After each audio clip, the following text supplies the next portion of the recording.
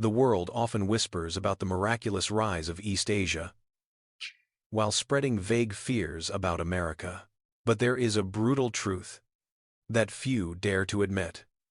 A gleaming civilization is sometimes just a veneer for the cruelest of prejudices. Imagine this. You wear your sacred hijab, carrying a heart full of enthusiasm to nations hailed as Asia's travel paradises, only to be met with bone-chilling coldness and blatant discrimination. This story has never been told in glossy travel brochures. The tale of these three Arab female students will shatter your illusions about where the pinnacle of civilization truly lies.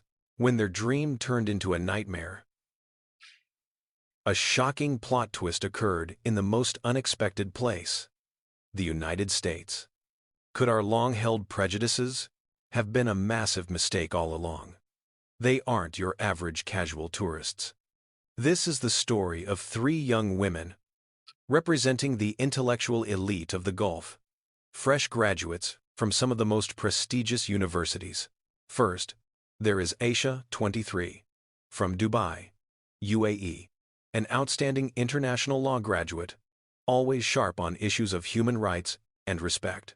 Next is Fatima, from Riyadh, Saudi Arabia, hailing from a renowned medical dynasty, carrying with her impeccably high standards for hygiene and propriety. Finally, Layla, from Qatar, a talented young architect with a critical eye for aesthetics, who judges a nation's civilization by its urban infrastructure. They possess intellect, status, and solid financial power.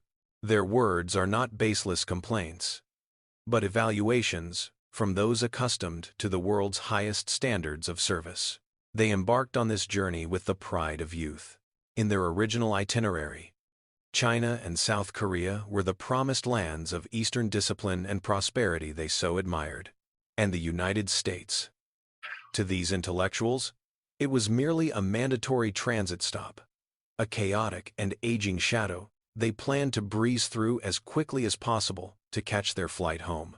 To be honest, before their departure, the United States was never a promised land in their minds. On the contrary, it loomed as a chaotic mess, fraught with risks that they were forced to traverse. They had been brainwashed by countless prejudices from the media and exaggerated rumors. In their eyes back then, America was the image of an aging, decaying empire, where violence lurked around every corner and chaos reigned in the streets. But the biggest obsession, the invisible wall separating them from the land of stars and stripes, was the fear of Islamophobia. Will we be safe with these hijabs? That was the constant question that kept them up at night. They were convinced that in the U.S., Muslims would be viewed with scrutiny, lack of sympathy, or even open hostility. They had assumed that American freedom had crossed the line into disorganization, the complete opposite of the vision of order, iron discipline, and pristine civilization they had delusionally expected in East Asia. Therefore, their attitude when stepping onto that transit flight wasn't excitement, but high alert. It's just a layover. Let's just endure it and go home, they reassured each other, preparing their mental armor to face what they believed would be the worst experience of their lives. They touched down at the U.S. International Airport feeling like terrified birds. The memories of the past 2 weeks in China and South Korea were still open wounds. Fatima couldn't forget the nausea she felt entering damp, foul-smelling public restrooms on the outskirts of Beijing, or the way crowds mercilessly shoved her in the Seoul subway during rush hour.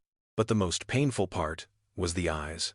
Those scrutinizing eyes, pointing at their headscarves as if they were aliens from another planet. With that mindset, they approached U.S. immigration, hearts pounding, clutching their passports, bracing themselves for a cold interrogation. But it didn't happen. "Welcome to the United States. How was your flight?" The CBP officer, a large white man, smiled, his voice deep and polite. No suspicious glares, no mistrust, only absolute professionalism. Aisha, the lawyer who was always sensitive to body language, was stunned. The immigration process was orderly. The lines moved in silence, with everyone respecting each other's personal space, a luxury concept they had desperately sought over the past few days in East Asia. Leaving the airport, they struggled with their oversized luggage. At their previous stop, when Layla fumbled with a suitcase stuck on a busy pedestrian street, the crowds had just coldly swept past, some even clicking their tongues in annoyance because she was blocking the way. But here, as the three of them struggled on the curb waiting for a car, a pickup truck suddenly pulled over. A middle-aged American man, his hands covered in grease, jumped out. They stepped back, their defensive instincts kicking in. "Need a hand, ladies?" "That looks heavy," the man said, then swiftly lifted the heavy suitcases onto the sidewalk to help them organize. Once done, he simply waved and smiled, "Have a nice day," before driving off. The three girls looked at each other, speechless. No one asked for a tip. No one stared at their attire. It was simply kindness between human beings. Fatima exclaimed, "Did he not see my headscarf? Or did he just not care?" No. He saw it. But here, difference wasn't a reason for discrimination. It was just an obvious part of life. Arriving at the hotel, the sense of awe continued to escalate. Layla, with her architect's eye, was immediately conquered not just by the building's modernity, but by its functional sophistication. Everything was spotless. The air smelling of fresh citrus, rather than suffocating smog. The front desk staff greeted them like VIPs. When Aisha timidly asked about finding a place to pray, the receptionist didn't show a hint of surprise or confusion. She quickly produced a small map, circling the nearest halal restaurants, and gently said, "If you need a quiet space in your room for prayer, just hang the Do Not Disturb sign. We will absolutely respect that privacy." That sentence was like cool water poured over their parched souls. In previous places, they had been shooed away by restaurant staff who didn't serve people like you, or stared at when they accidentally asked about pork ingredients. Here, their religious needs were viewed as a fundamental right, protected and respected in the most natural way. That evening, they stepped out to find food. And that was when the most positive culture shock hit them. On the American streets, they saw a microcosm of the world. A woman of color walking her dog, a group of Asian teenagers skateboarding and laughing, and there, another woman wearing a hijab, walking out of a luxury office building with an air of supreme confidence. They found a spacious, clean halal restaurant right on the main street, not tucked away in some dark alley. The menu was rich, the space bright. They ate a delicious meal, strictly adhering to their religious dietary laws, without a shred of fear. For the first time in weeks, Aisha, Fatima, and Layla were able to take off their defensive armor. They breathed a sigh of relief. The air here smelled of freedom. It turned out, civilization doesn't lie in flashy skyscrapers or bullet trains zooming by. Civilization lies in how people treat each other when they are different. The moment that changed everything didn't happen at a flashy tourist spot, but on a regular afternoon at a central park, while the three girls were resting before heading to the airport. Despite the warm welcome they had received, the psychological scars from their previous trip still haunted Fatima. She kept the habit of shrinking away, her hands constantly adjusting the edge of her hijab to cover her face as a defense mechanism, her eyes darting around in fear of judgmental stares.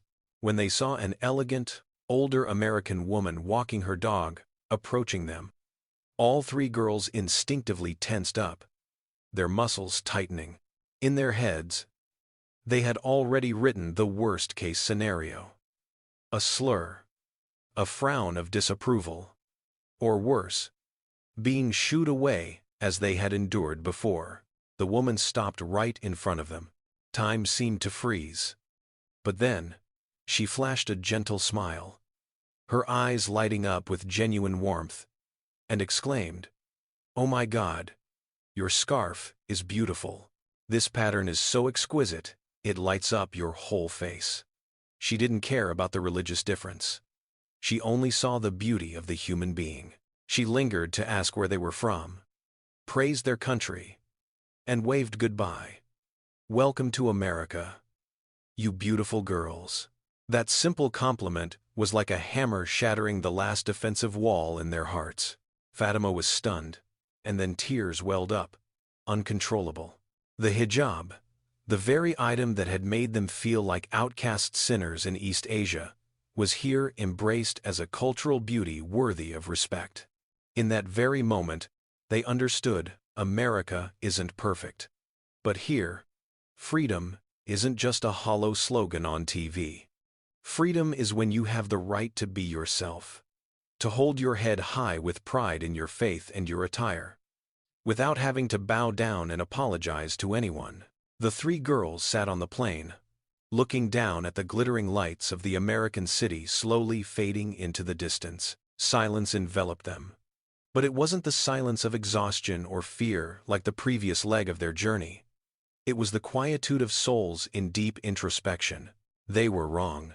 The whole world, and they themselves, had misjudged America. Aisha, the sharp lawyer, opened her travel journal. The first few pages were scribbled with complaints about the chaos and grievances in the East. But on the very last page, she wrote just a single line. "True civilization is not where the buildings are the tallest, but where people stand the tallest as equals." They realized that the glitz of infrastructure can be built with money and concrete in a few years, but the civilization of the mindset, the core respect for difference, takes centuries of freedom and education to forge. They had arrived in the U.S. with the mindset of reluctant travelers, seeking only temporary shelter. But now, as they departed, they carried with them not just souvenirs, but a healed belief. The fear of discrimination had vanished, replaced by gratitude. From a reluctant stopover, the United States had quietly become the true promised land in their hearts, a place they knew for certain they would one day return to, not to transit, but to live every moment to the fullest. Sometimes, we need to travel halfway across the globe, tasting the coldness hidden beneath the glitz, to realize where our hearts are truly warmed. The three Arab girls found that peace right in the heart of America, a place the world argues about, yet the place that opened its arms to them most warmly. Regardless of who they are, where they come from, or which God they worship, America may be loud. It may be imperfect, but it is a place where human dignity is placed above all else. And that is the true pinnacle of civilization. What about you? Have you ever completely changed your mind about a country after actually setting foot there? If you want to hear more authentic stories, perspectives that completely change the world's view of the United States, follow and join me on the next journey.